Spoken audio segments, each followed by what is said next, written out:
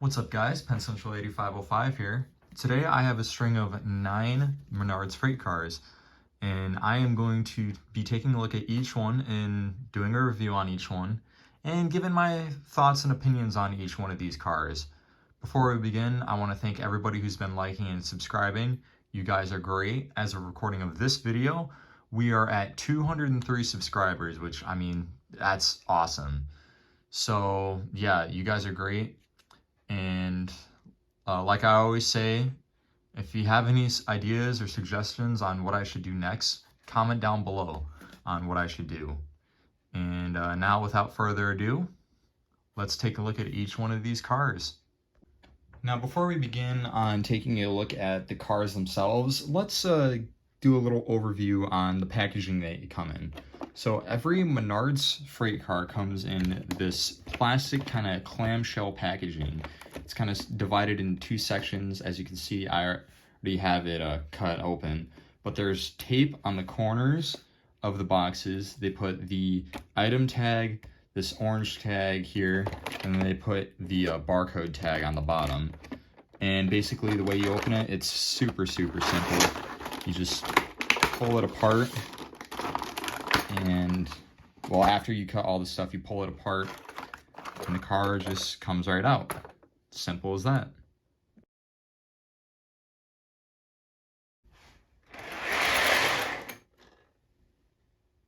So the way we're gonna do this is I'm gonna start with the first car that I got and go all the way to the most recent car that I got. So first off here, we got the Baltimore and Ohio Centennial weathered boxcar. And as you can see, they did a kind of a weathering job around the door here, and they kind of made it look, you know, dirty and used, kind of like what you'd see on the railroad in real life. On the end, it has the metal brake wheel, the standard do not hump plate that comes on most of these box cars, and then you have your build date, built by Menards, stuff like that on the ends. And the doors do open, which is a great touch. And it has metal wheels and trucks and operating couplers. Now with Menards cars, they don't have these standard thumbtack couplers like what recent O-gauge cars do. They actually have kind of more of an older style coupling system where there's this plate on the bottom, and when that gets pulled down, it opens the coupler. And just like any other O-gauge coupler, you just push it back closed, and there you go, you're closed. And yeah, that is the Baltimore and Ohio Centennial boxcar. I think this is a nice car, and this is a great car to start off with. Oh yeah, and one more thing, every Menards boxcar has this part here with the simulated air brake tank.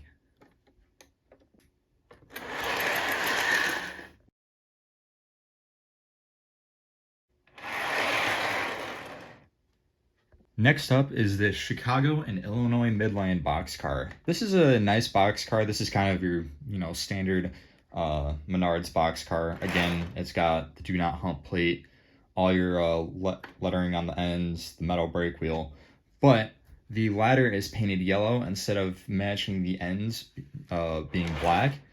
I really like this paint scheme. The green on red just looks very sharp. And on the roof, it has a white walkway to kind of stand out from the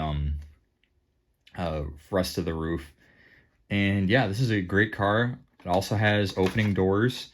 The doors on this one are a little sticky, but again, metal wheels, metal trucks. It's a great car overall. And yeah, I really like this car.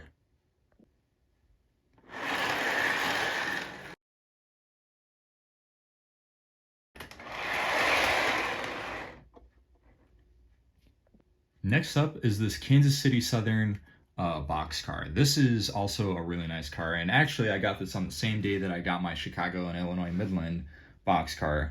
This also is a really sharp car. On the ends, again, standard do not hump lettering, and the ladder on the ends and on the sides are painted white to kind of stand out from the rest of the car. I really like the striping on the bottom here. And then on the roof, they kind of did the opposite of the Chicago and Illinois Midland.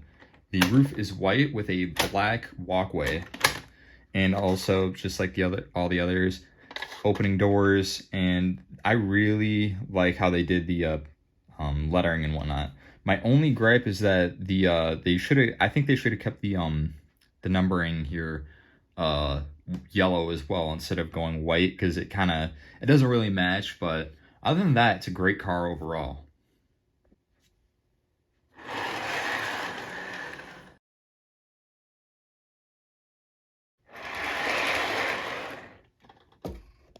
Next up is this boxcar for the Pennsylvania Railroad. This is a nice car. I'm not entirely sure about the bright yellow paint scheme. I think it's a little bright, but overall it's not too bad. On the ends, again, standard lettering. You also have you have yellow ladders on the ends and then black ladders on the side. And I honestly, other than it being kind of bright, it's a nice car. Again, doors open, metal wheels, metal trucks, and all that. And overall, I think this is a nice little car.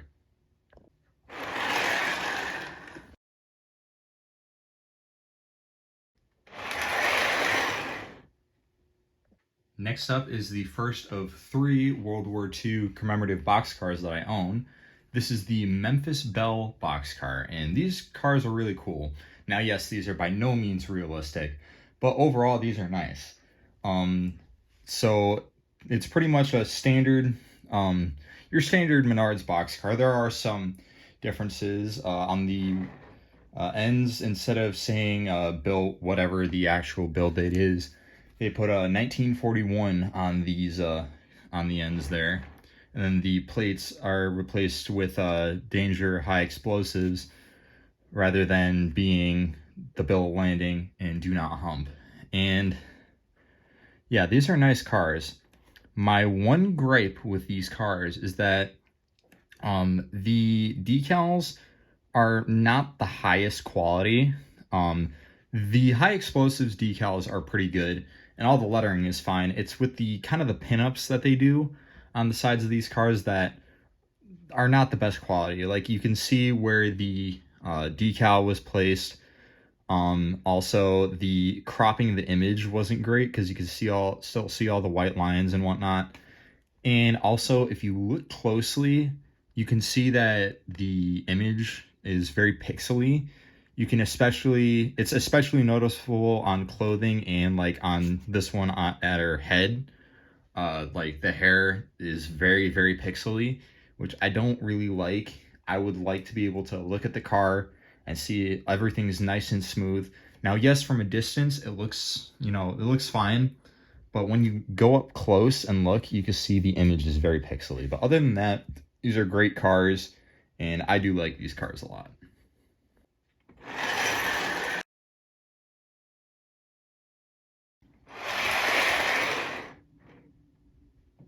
Next up is my Liberty Bell commemorative boxcar. And now, again, just like the previous car, it's basically your standard military boxcar made by Menards. The lettering is all good and whatnot. I don't like how the number is a different shade of white. I think that's kind of weird how they did that, but other than that, it's pretty much your standard World War II commemorative boxcar. Opening doors and all that. The doors are kind of hard to open on this one, but yeah, they do open. And also, again, not the biggest fan of how they did the graphics on this car. Again, you can see where the decal kind of ends. There's some image cropping issues, and also it gets a little pixely when you look at it up close. But other than that, it's still a great car overall. I do really like these cars.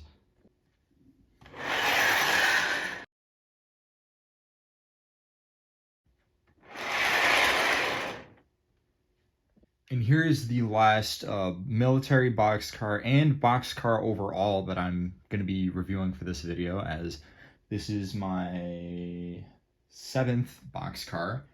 And this is the D-Day boxcar. This is, again, great car. It's your standard World War II commemorative boxcar. Now, I do like how they did the pinup decal on this a little better. It's a lot smoother when you look at it up close, and also you can't really see where the decal ends because of the cloud on the back. And again, standard box car made by Menards, opening doors, all that. It's a nice car. And yeah, I do really like these cars a lot.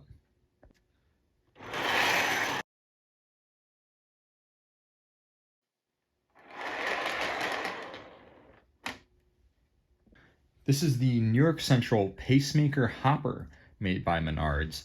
Now, this is the first car that I have that says built by Menards right on the side there instead of on the ends. These are great cars overall. I find interesting that they use a different style of truck for these cars. These cars have a kind of a more plastic knuckle coupler and truck frame, and these also have the thumbtacks and tabs to open the couplers, unlike the box cars. Now, I do have an interesting story with this car. When I bought this car, when it was packaged in the box, it looked fine and all, right?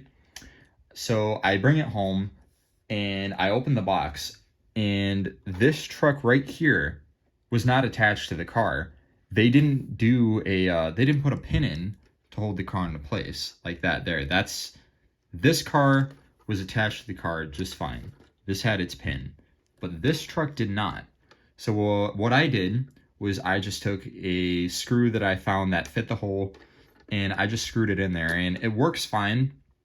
It gets the job done, but I was a little off put that I had to do that myself, and they didn't just put the pin in themselves. But again, these are cheap cars, and you get what you pay for. Does it make me think any less of Menards freight cars? No, I think these are still good cars overall. And again, like I said, you get what you pay for. But overall, this is a nice car. The lettering is all good. They did do a decal for this number up here, which again, it's a different shade of white, which I don't particularly care for. But other than that, great car overall. I like this car a lot.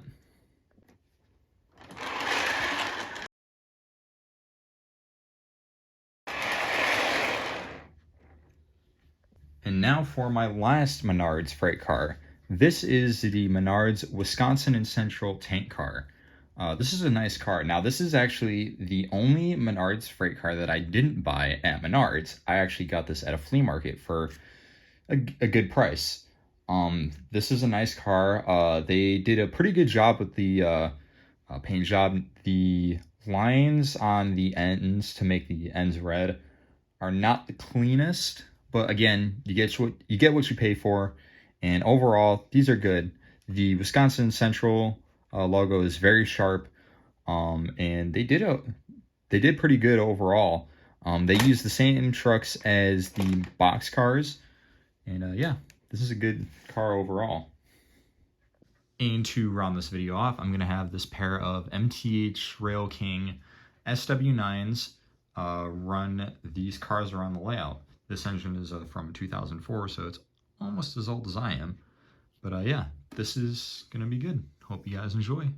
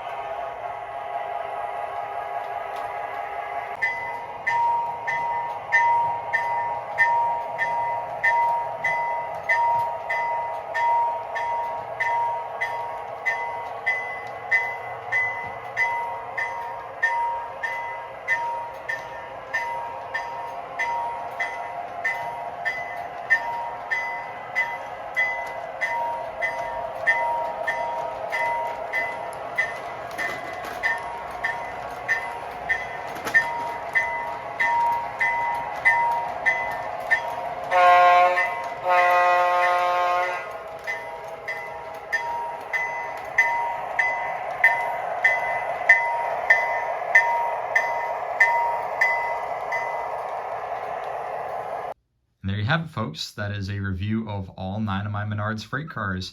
I hope you guys enjoyed. If you liked what you see, make sure to like, subscribe, and comment down below what you thought. And also, if you have any suggestions for what I should do next, also comment down below. And that's all. I hope you guys enjoyed. Thank you for watching, and I'll see you next time. This is Penn Central 8505, out.